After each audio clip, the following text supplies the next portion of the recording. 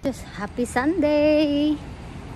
Ngayon ay pupunta ako sa Sunlab.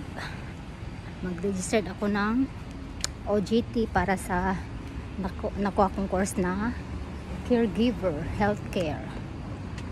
Ay, bakit? Tigas, uy. I need to check which way. Hindi ko pa i-check dito kung dito bang way o doon sa kabila. Reset after Lantana. Okay, see you guys. Kila is live. Ayan guys, mahaba-haba yung aking biyahe. Tingnan nyo, ako lang mag-isa dyan sa dalawa kami dyan. Dalawa lang kami na pasahero. Tapos bababa si ate. Kasi nga sobrang layo talaga, as in.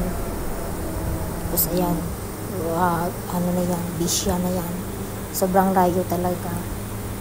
Pero hindi naman ako natatakot na kahit ako lang mag-isa. Kasi nga yung aking sinasandalan is yung Google Map.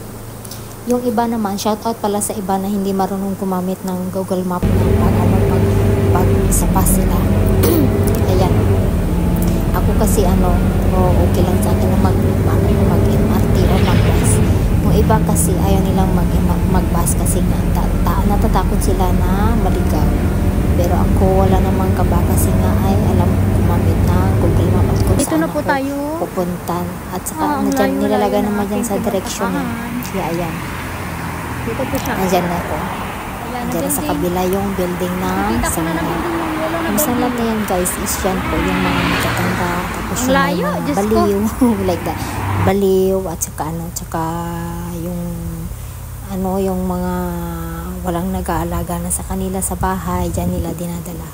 Dyan ako mag-OJT. Pero nga lang, useless lang yung punta ko kasi nga yung information na binigay ng school is mali-mali naman. Hindi naman ako sana pupunta dyan kasi ngayong kaibigan ko, minisits niya ako na pupunta daw. Ay, hindi siya nakapunta kasi nga may bisita sila. Tapos sabi ko, ako na lang yung pupunta. Pero, sabi naman dyan, daw, by June pa. O, diba? Ang galing ng school, mag-invento. Galing talaga, as in. Kaya, useless lang yung punta ko kasi nga, sa sobrang layo. Tapos, pa ako pag-bus kasi, guys, masyadong malayo yung pupuntahan.